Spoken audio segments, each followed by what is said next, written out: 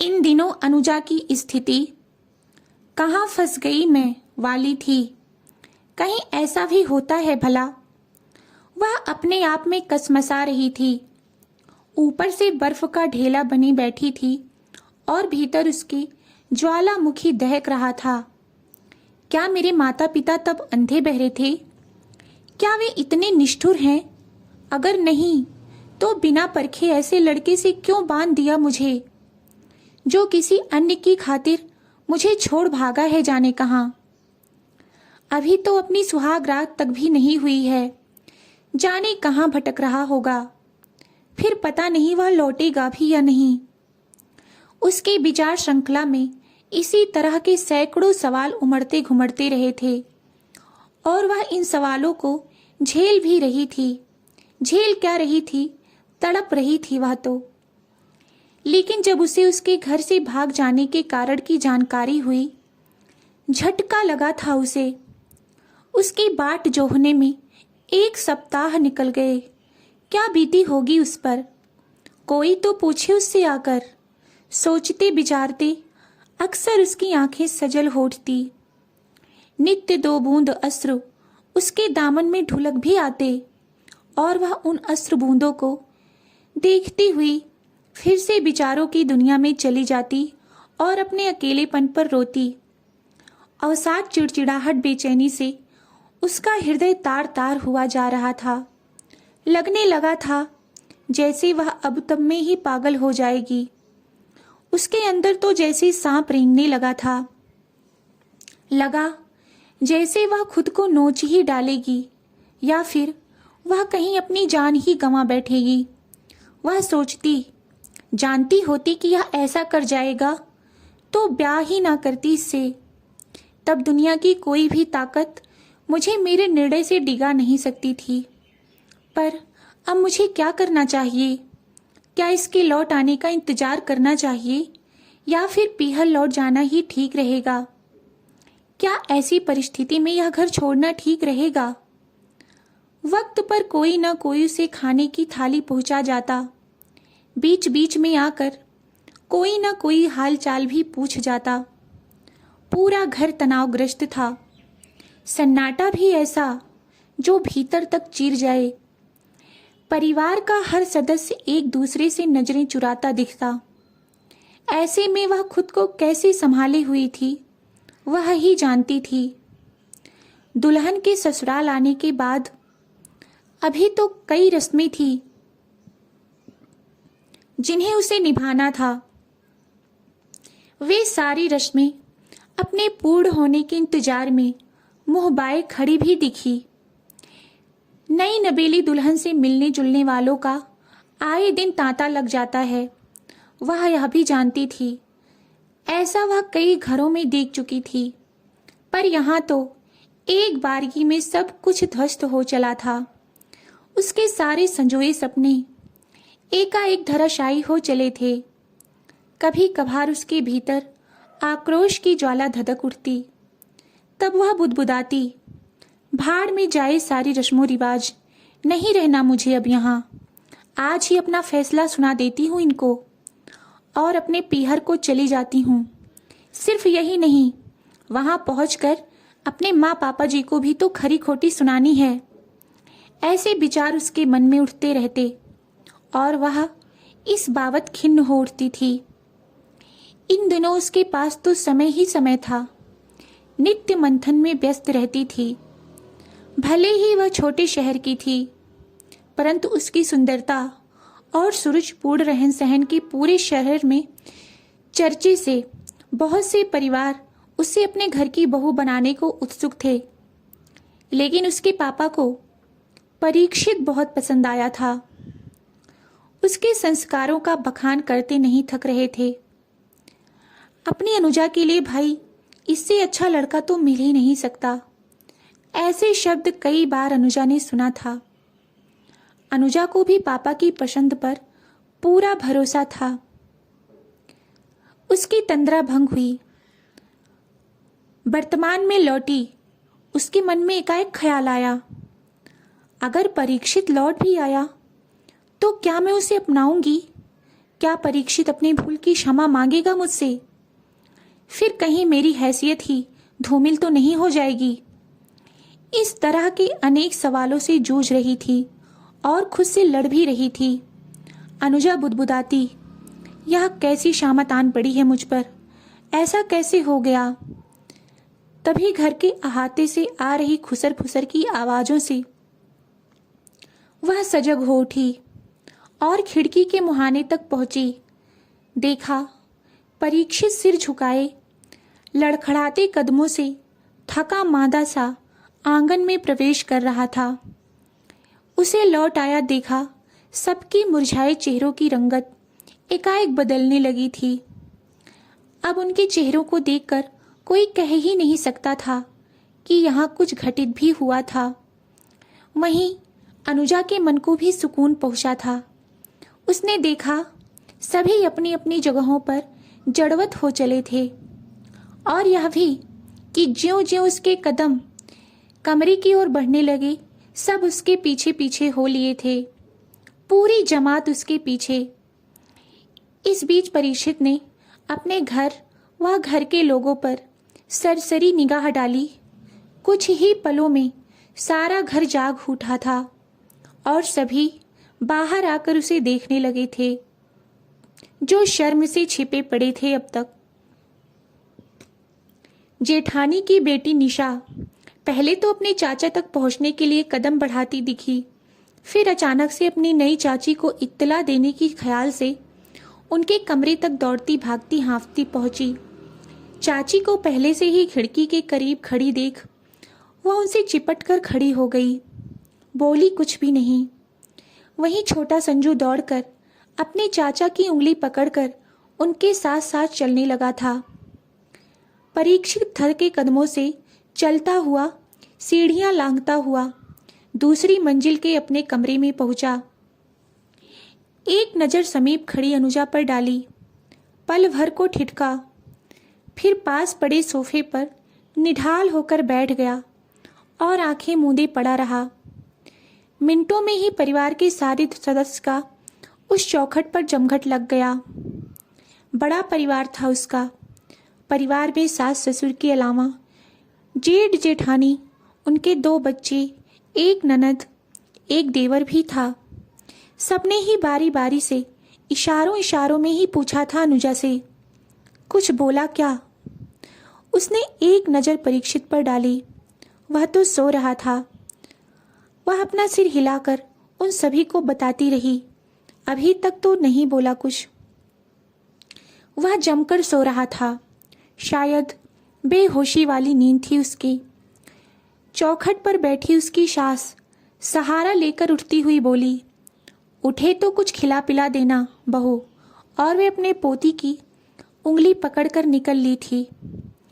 परीक्षित के पिता ने कहा, कुछ पूछने की जरूरत नहीं है इसे, ऐसे पड़े रहने दो। कुछ दिन नहीं कोई बोलेगा, कुछ खाने को नहीं मिलेगा तो अक्ल ठिकाने पर आ जाएगी। अनुजा निरंतर उसे देखती जा रही थी। वह असमंजस में थी। असमंजस किस कारण से था उसे कहाँ पता था। आधी रात में वह जागा था। उसी समय ही वह नहा धोकर फिर से जो सोया पड़ा, दूसरी सुबह ही उठा था। तब अनुजा सो कहाँ पाई थी। वह तो तब अपनी उलझनों परेशानियों को सहेजने समेटने में लगी हुई थी। वह उस रात निरंतर उसे निहारती रही थी। गहरा रोष था मन में, रोष इस बात पर कि वह उसे छोड़ भागा था और वह संजी संवरी अपनी सुहाग सेज पर बैठी उसके इंतजार में जागती रही थी। वह उसी रात से ही गायब था। फिर सुहाग रात का सुख क्या होता है कहाँ जान पाई थी वह। उस रात उसके इंतजार में जब वह थी, उसका खिलखिलाया सा चेहरा था, पूनम की चांद की तरह चमक रहा था। पर ज्यों ही उसके भाग खड़े होने की खबर मिली, मुखड़ा ग्रहण लगे चांद सा हो गया था उसका। उसकी सुर्ख मांग एकदम से बुझी बुझी सी दिखने लगी थी। सब कुछ ही बिखर चला था। तब उसके भीतर एक चीत्कार पनपी थी, जिसे वह जबरन भीतर ही रोके रखी हुई थी। फिर विचारों में तब यह भी था, अगर उससे मोहब्बत थी तो मैं यहाँ कैसे? जब प्यार निभाने का दम ही नहीं तो प्यार किया ही क्यों था? फिर इसने तो दो दो जिंदगियों से खिलवाड़ किया है। क्या इसका अपराध क्षमा योग्य है? इसके कारण ही तो मुझे मानसिक यातनाएं झेलनी पड़ी हैं। मेरा तो अस्तित्व ही अधर में लटक गया है इस विध्वंसकारी के कारण। जब इतनी ही मोहब्बत थी तो उसे ही अपना लेता। मेरी जिंदगी से खिलवाड़ करने का हक इसे किसने दिया? उसकी सोच में यह भी होता, मैं अनब्याही तो नहीं हूं कहीं? फिर कहीं यह कोई बुरा सपना तो नहीं? दूसरे दिन भी घर में चुप्पी छाई रही थी। वह जागा था फिर से। घर वालों को तो जैसे उसके जागने का ही इंतजार था। झटपट उसके लिए थाली परोसी गई। उसने जैसे तैसे खाना खाया, एक बार फिर से सो पड़ा और बस सोता ही रहा था। यह दूसरी रात थी जो अनुजा जागते बिता रही थी और परीक्षित रात भर जाने क्या क्या बड़बड़ाता रहा था। फिर जब वह जागा था, अनुजा के समीप आकर बोला। तब उसकी आवाज में पछतावे सा भाव था। माफ करना मुझे, बहुत पीड़ा पहुंचाई मैंने आपको। आपको शब्द जैसे उसे चुभ गया। बोली कुछ भी नहीं, पर इस एक शब्द ने तो जैसे एक बार में ही दूरियां बढ़ा दी थी। उसके तो तन बदन में आग ही लग गई थी। रिमझिम जो उसका प्यार थी, उससे शादी नहीं हो पाई थी। उसकी वजह यह कि वह दूसरी जात की थी। बहुत जिद भी की थी परीक्षित ने, फिर भी घर वाले नहीं माने। पिता के दबाव में आकर शादी तो अनुजा से कर ली, लेकिन शादी के बाद ही भाग खड़ा हुआ था। लौटने के बाद भी अब परीक्षित या तो घर पर ही गुमसुम पड़ा रहता या फिर कहीं बाहर दिन भर भटकता रहता। फिर जब थका मांदा लौटता तो बगैर कुछ कहे सुने सो पड़ता था। ऐसे में ही अनुजा ने उसे झकझोर कर जगाया और पहली बार अपनी जुबान खोली। मैं पराए घर से आई हूँ, ब्याहता हूँ आपकी। आपने मुझसे शादी की है, यह तो नहीं भूले होंगे आप। वह निरीह नजरों से उसे देख रहा था, बोला कुछ भी नहीं। अनुजा को उसकी यह चुप्पी चुभ गई। वह फिर से बोली। तब उसकी आवाज विकृत हो आई थी। मैं यहाँ क्यों हूँ? क्या मुझे लौट जाना चाहिए अपने मम्मी पापा के पास? आपने बड़ा ही घिनौना मजाक किया है मेरे साथ। क्या आपका यह दायित्व नहीं बनता कि सब कुछ सामान्य हो जाए? चंद लम्हों के लिए वह रुकी। खामोशी छाई रही। उस खामोशी को खुद ही भंग करते हुए बोली।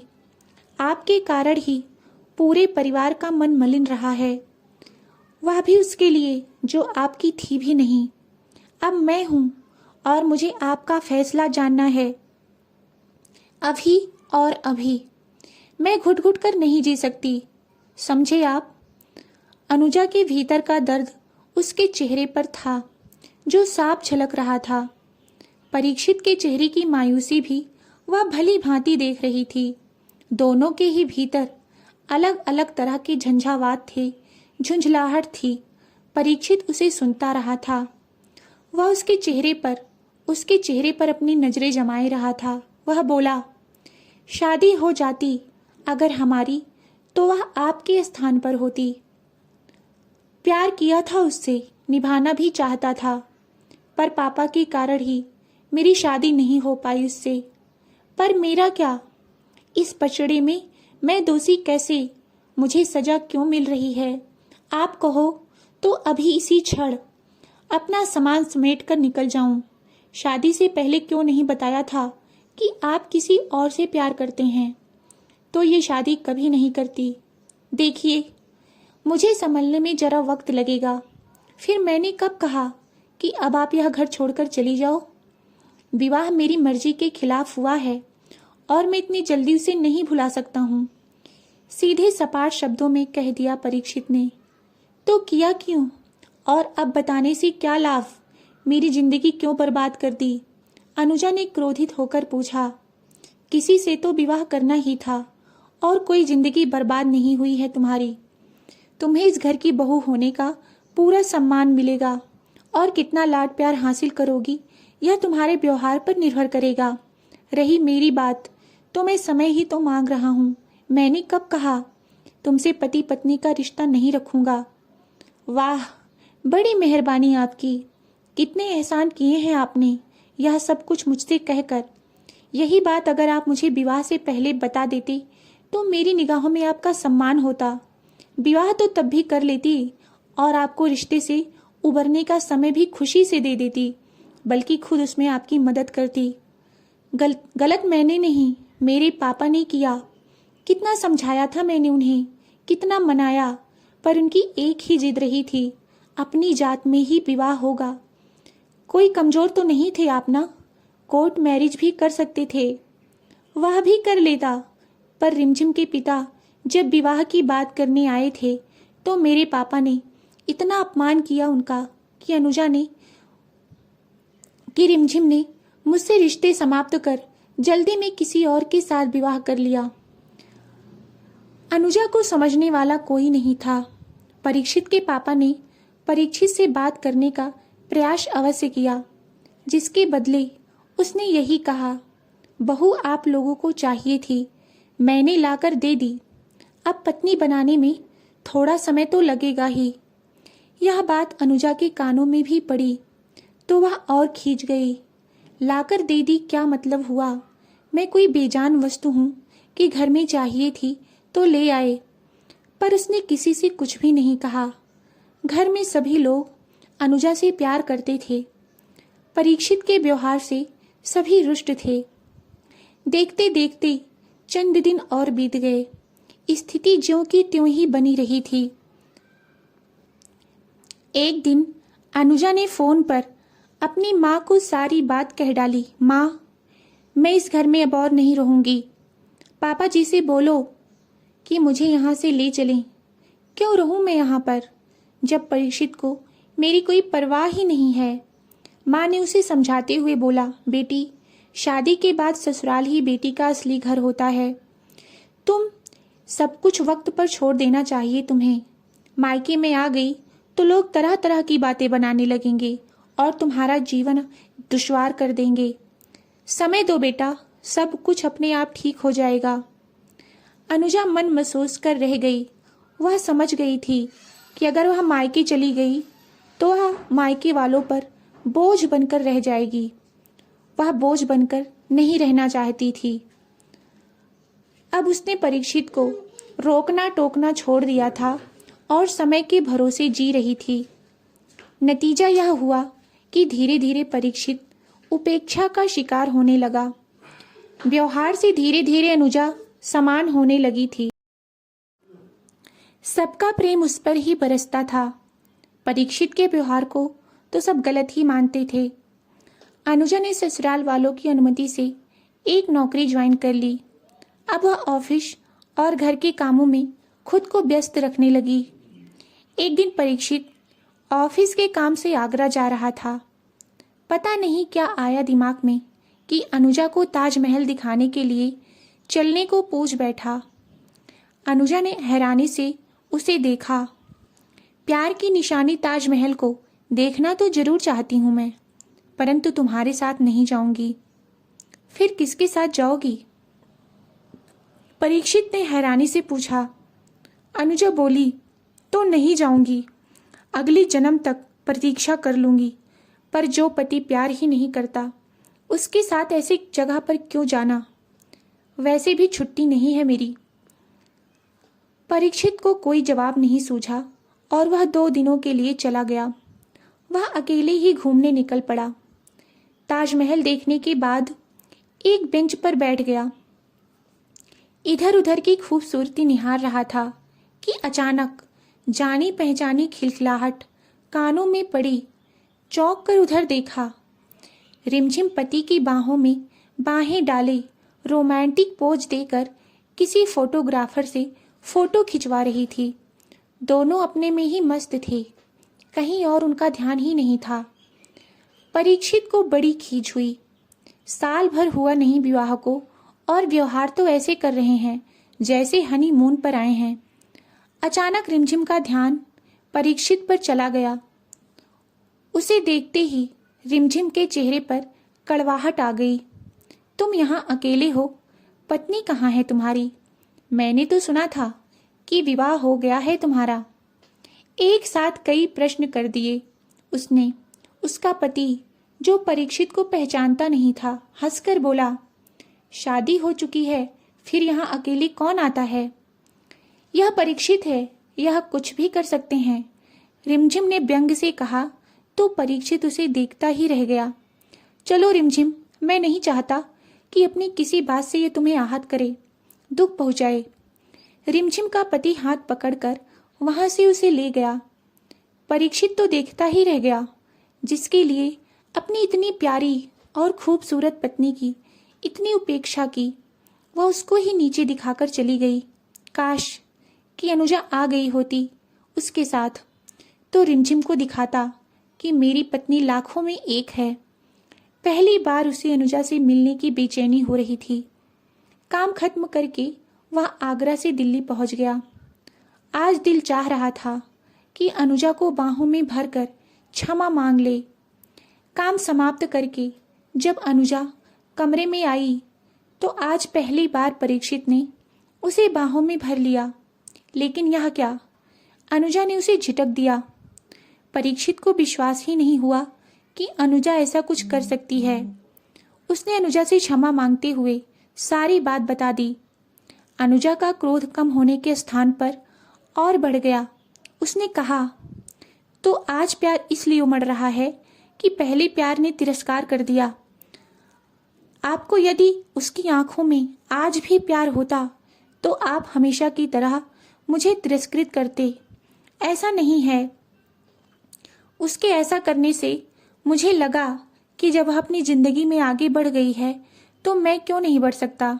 वह तो तभी आगे बढ़ गई होगी जब उसने आपके विवाह से 6 माह पहले विवाह कर लिया था, और अब हमारे विवाह को भी इतना ही समय हो गया है, पर आप उसी रिश्ते को पकड़े बैठे हैं। मान तो रहा हूं कि गलती हो गई, अब आगे बढ़ने को तैयार हूं ना? उसने अनुजा का हाथ थामते हुए कहा। लेकिन अब मैं तैयार नहीं हूं। आप खुद को समझती क्या हो?